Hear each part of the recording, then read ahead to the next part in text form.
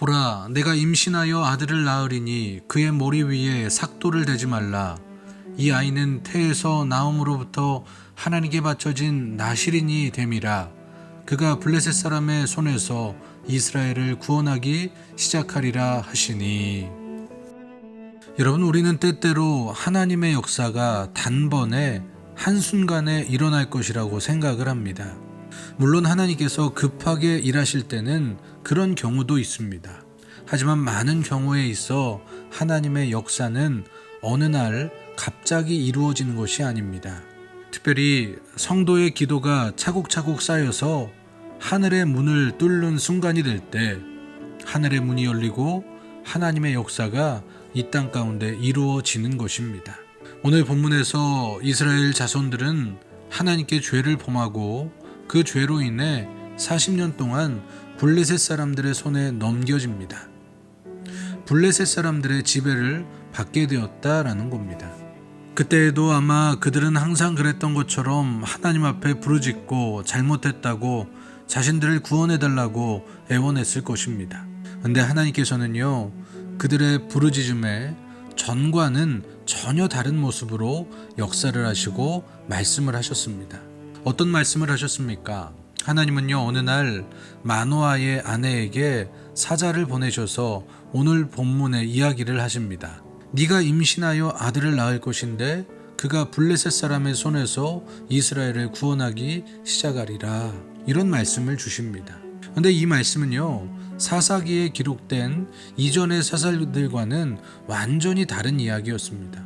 이전에 하나님은 이스라엘 백성들이 부르짖으면 이미 이 땅에서 태어나 성장한 성인을 선택하셔서 그를 사사로 세우시고 이스라엘을 구원하셨는데, 이번에는 아직 생기지도 않은 아이를 말씀하시며 그가 임신이 되어 태어나고 성장한 다음에 이스라엘을 구원할 것이라고 말씀을 하셨습니다.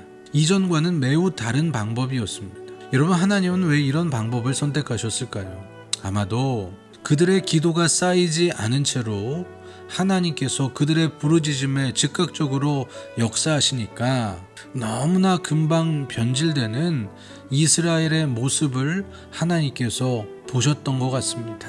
또 죄를 짓고 또 버림을 당해도 회개하고 하나님께 부르짖으면 하나님이 금방 구해주실 것이다 라는 생각을 가지고 살아가는 그들의 마음을 읽으셨던 것 같습니다.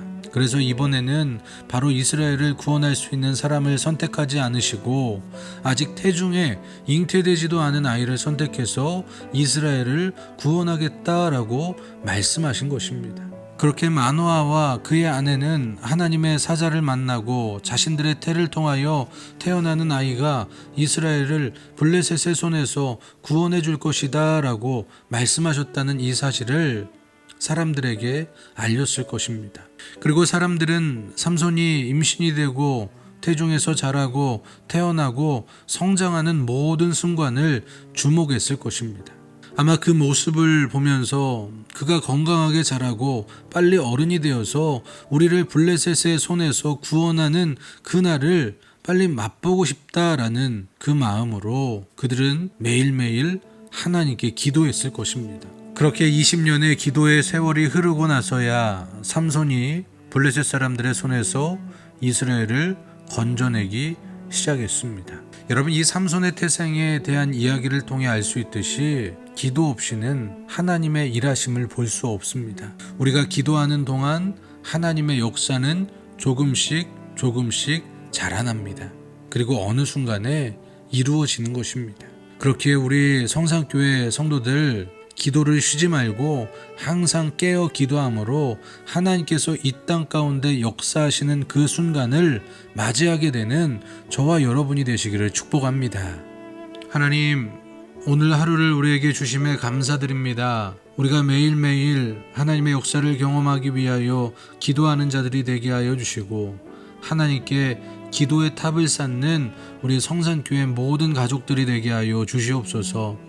하나님의 역사는 기도가 쌓일 때에 그리고 기도가 다 찼을 때에 이루어지리라 믿습니다. 기도의 탑을 매일매일 쌓음으로 말미암아 하나님의 은혜들을 하나님의 역사를 반드시 경험하는 우리 성도들, 우리 성산교회가 되게 하여 주시옵소서. 예수님의 이름으로 기도합니다. 아멘.